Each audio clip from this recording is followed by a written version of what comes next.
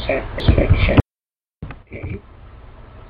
Nah, atau sebetulnya ada definisi yang lain, itu Anda bisa baca di halaman 1.2 ya. Itu definisi dari Cravens and Pearce ya. Anda bisa lihat itu definisinya seperti itu. Jadi kalau ini definisinya sebetulnya saya ambil dari definisi Cravens and Pearce, cuma saya ubah dengan gaya bahasa saya yang dimana saya pikir lebih mudah untuk dipahami ya. Sebetulnya sama ya.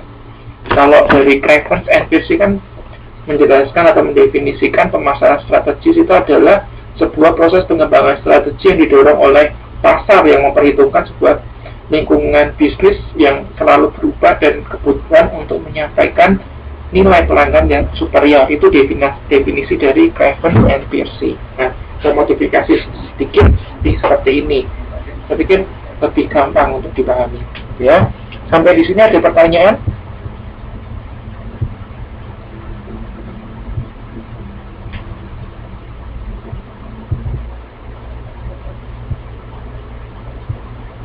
Sampai sini ada pertanyaan nggak?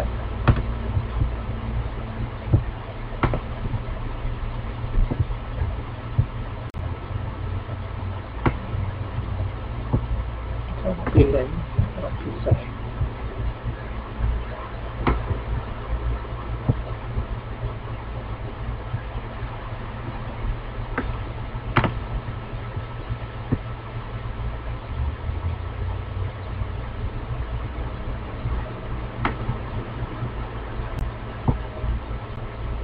Oke, jadi ini ya, next time kalau ada yang bertanya apa pemasaran strategis, Anda harus bisa jelaskan ya.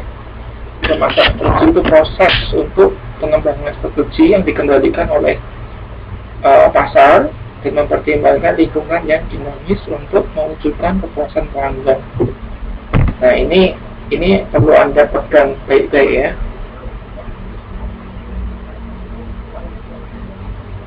Iya, itu nilai pelanggan yang superior itu kita definisikan sebagai kepuasan pelanggan. Jadi kalau nilai pelanggannya itu superior, itu berarti kan puas, pelanggannya puas. Makanya sebetulnya definisi itu sama ya. Nilai pelanggan superior dengan customer satisfaction itu dua hal yang sama. Ya, jadi saya buatnya customer satisfaction itu karena istilah yang lebih populer, saya pikir seperti itu, dibandingkan nilai pelanggan yang superior. Jadi sama Mbak Suhartini ya, antara customer satisfaction dengan nilai pelanggan yang superior. Menyampaikan nilai pelanggan yang superior itu artinya mewujudkan customer satisfaction ya.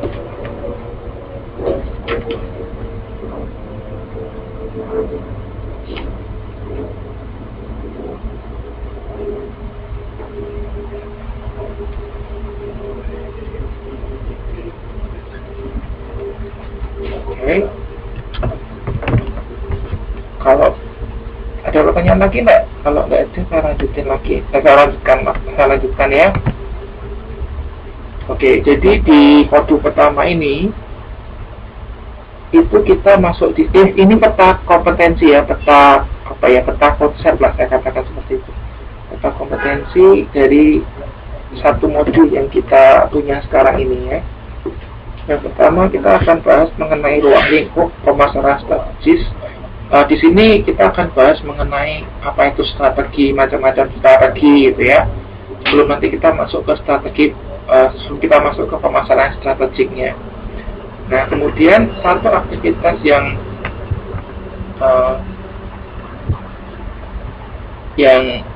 perlu dilakukan dalam pemasaran strategi yang pertama adalah ini. Analisis situasi pasar. Jadi kalau mau bikin satu rencana pemasaran yang baik, kita perlu melakukan analisis situasi pasar. Ya. Kemudian setelah melakukan analisis situasi pasar, kita perlu melakukan segmentasi pasar, pemilihan pasar sasaran dan penentuan posisi merek ya. Ini populer dengan istilah ini ya. Ini populer dengan istilah ini, STP. Ada yang tahu nggak STP itu kepanjangannya apa? Ada yang tahu nggak STP itu kepanjangannya apa? Jadi segmentasi pasar, pemilihan pasar, sasaran, dan penentuan posisi merek itu populer dengan sebutan STP. STP itu apa? Ada yang tahu nggak STP?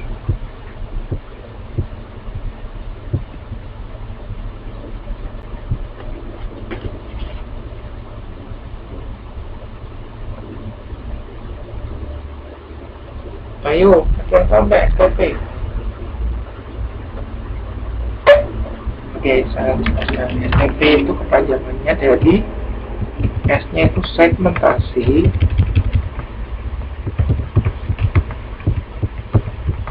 T-nya itu targeting ya, P-nya itu positioning. Nah, jadi setelah melakukan analisis situasi pasar, hal berikutnya adalah melakukan STP ya, melalui segmentasi, targeting, positioning. Nah, setelah itu baru masuk ke 4P ya, 4P. Ini saya kotak. Oke.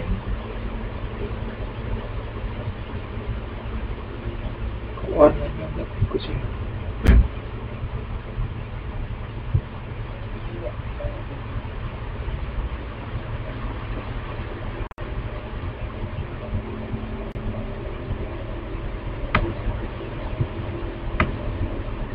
Pokoknya ini ya, setelah melakukan STP, melakukan 4P: strategi produk, strategi harga, strategi promosi, dan strategi distribusi.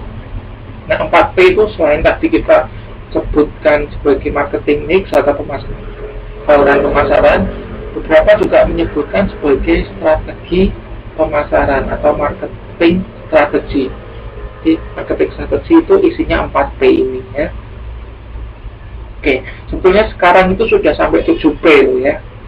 Kalau 4P itu konsep lama ya, yang konsep terbaru itu 7P ya. Ada yang tahu nggak 3P lainnya?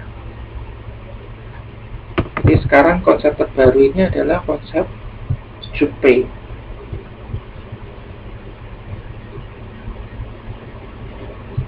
Ya, kalau dulu kan 4P ya, sekarang jadi 7P. Ada yang tahu nggak 7P itu apa?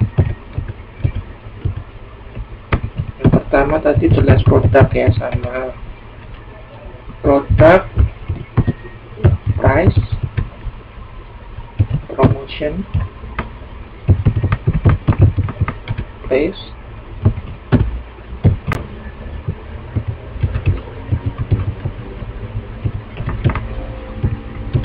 oh ya, ini jangan, untuk 4 hal yang di atas itu, produk, price, promotion, place, jangan terbalik-balik ya, karena nggak mungkin dong kita setting harga kalau produknya belum ada gitu kan. Jadi yang pertama memang produk dulu, kita perlu membahas mengenai produk dulu, baru produk, oh produknya ini yang mau dijual, baru kita akan setting harga. Setelah setting harga, promosinya gimana, tempatnya di mana. Jadi ini 4 hal ini jangan terbalik-balik ya, produk, price, promotion, place. Jangan place dulu, malah kalian mikir kok tempat dulu, produknya belum ada itu ya. Jadi produk dulu dipikirkan, baru harga, kemudian promosi, tempat, itu urutannya seperti itu. Ya, betul, ada physical evidence ya.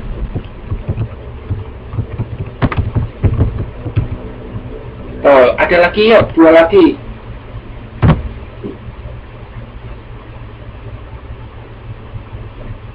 Oh itu people ya, people sudah terjawab ya, people dan proses. Oke. Ya, ini 7P ya, konsep 7P berarti sudah ngerti ya. Saya lanjutin.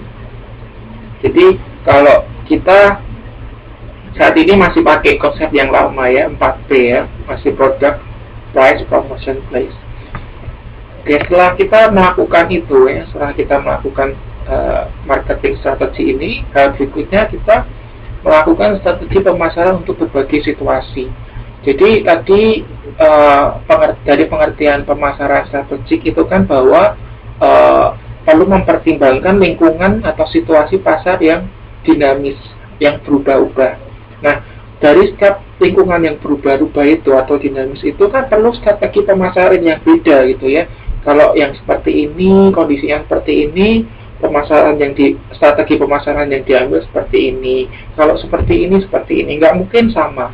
Nah, kita akan belajar ya. Kita akan belajar untuk situasi ini strategi pemasarannya seperti apa, gitu. Nah, setelah itu yang terakhir kita perlu melakukan implementasi dan pengendalian strategi pemasaran. Satu hal yang harus kita ingat sebagai ahli manajemen. Kita katakan sekarang kita pakai jurusan manajemen, jadi kan nanti kita akan jadi ahli manajemen. Satu hal yang perlu kita lakukan adalah pengendalian atau controlling. Ya.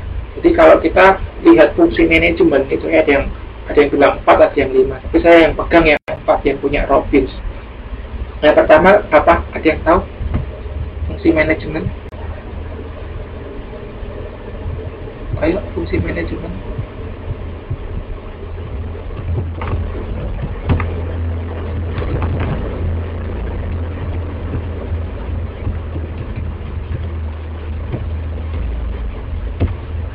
Ini saya pakai yang punya Kotler ya. Bukan punya Robbins. Fungsi manajemen. Ayo, Anda sebagai ahli manajemen harus tahu fungsi manajemen. Dan saya yakin pasti Anda sudah dapat ini, fungsi-fungsi manajemen.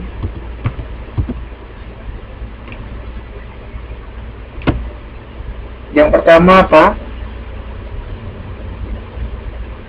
Ayo Mbak Feria, fungsi manajemen Anda mahasiswa manajemen harus tahu. Oke, planning ya. Pertama planning.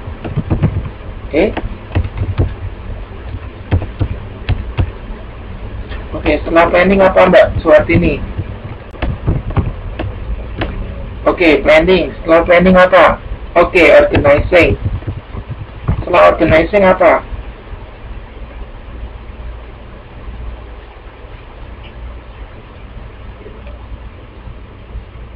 Oke.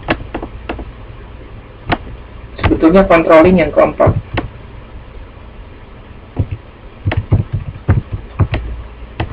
Ayo, sebelum controlling Anda perlu apa?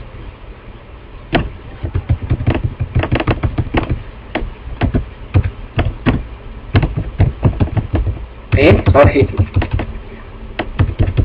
Controlling itu evaluating.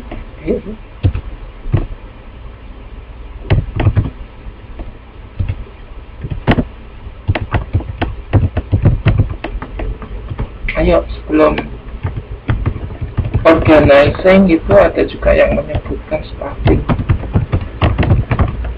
Ya, yuk. Commanding itu ke controlling ya, ke controlling bukan sebelumnya. Dan ini hal yang sebetulnya saya pikir inti ya. Jadi dari fungsi manajemen ini hal yang nomor 3 ini yang paling inti sebetulnya.